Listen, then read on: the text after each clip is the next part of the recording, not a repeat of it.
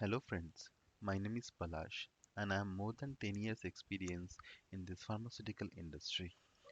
Today we'll be talking about one of the important point of pharmaceutical industry, that is change control. So if we try to define this word change and control, though these two are different phrase, when it's joins it's become a meaningful.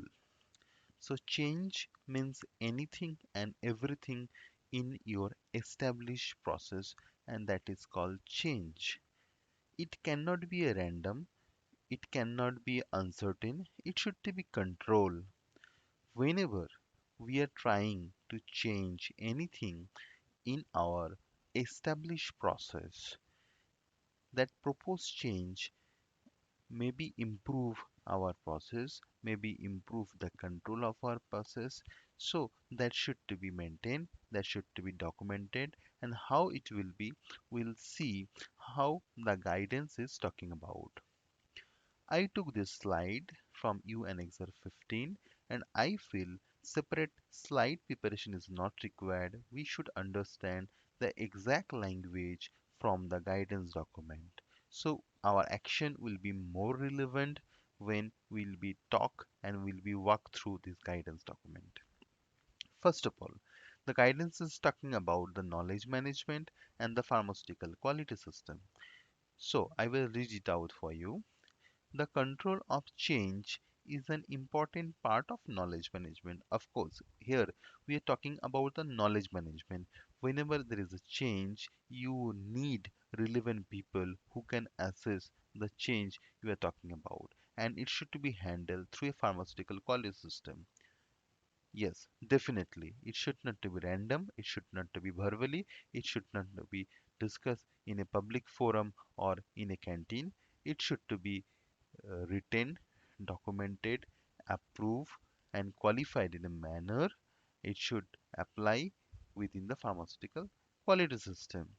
There should to be a review process, there should to be approval process, there should to be execution process, and post-execution review process. There is the entire quality system is there to review the change control process. Secondly, you require a written procedure that should demonstrate your plan change is proposed for what. Is it a starting material? It is a product component? It is a part of your process? It is impacting any of your equipment? Or it is about the premises where you manufacture product? Is it about a product range you are talking about? It is about a method of production, or are we changing a testing method? Are you changing a batch size? Are you talking about a design space or any anything change during the life cycle of the product which can affect the product quality and reproducibility? Third one, where the design space is used, the impact on the changes to the design space should to be considered against the registered design space within the market authorizations, and you need a regulatory actions. Of course, you know what is design space? The multidimensional combinations and interactions of input variables, that may be material attributes, that may be process parameter, that have been demonstrated to provide assurance of quality. So anything change in a design space that required marketing approval and regulatory actions if required. Quality risk management should to be used to evaluate line changes to determine the potential impact. So we should evaluate the impact on the product quality, pharmaceutical quality system, documentations, validations, regulatory status, calibrations, maintenance, and any other system which can impact due to this change. And you need to assess this change whether required a validations, required a verification, or a requalification efforts, or can be a document and rational where you can describe your change is like to like and you does not have any impact and not required to validate the process. Everything can be assessed and can be discussed within a quality management system by agreed with the people, those who are knowledgeable on the change, and you can document and you can produce during the audit as well to prove that this change does not have any impact on your product, process, or patient safety. So I will go into my next slide.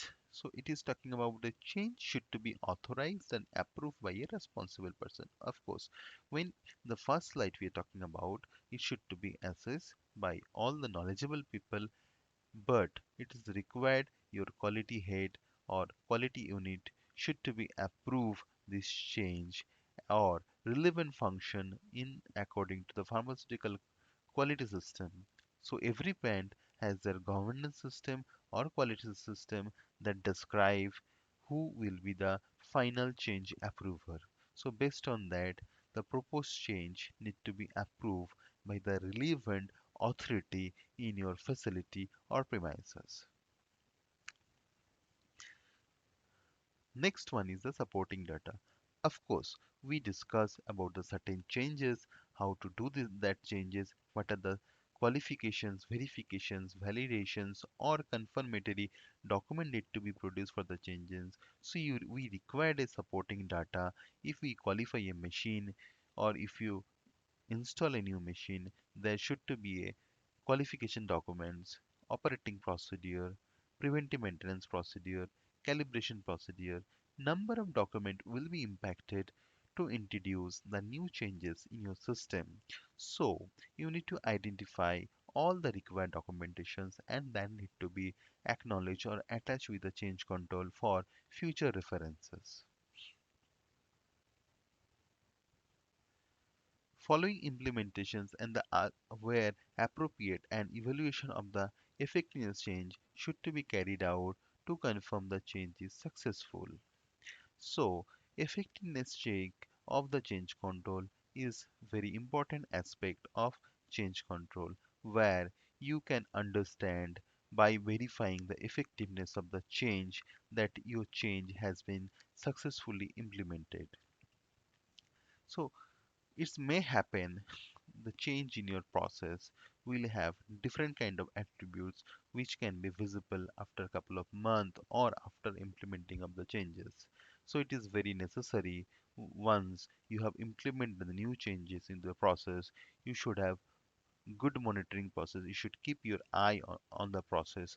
You should document all the changes and all the new things happening to the process, and you should ensure that whatever you have recommended as a part of change, your process is suitably designed and following all those parameters, all those attributes. So then you can claim that your change is successfully implemented. Thank you. That's all today. I will come with another topic in my next session. Please like my video, subscribe my channel, and comment in the box what is the next topic you are looking for from my side. Thank you very much.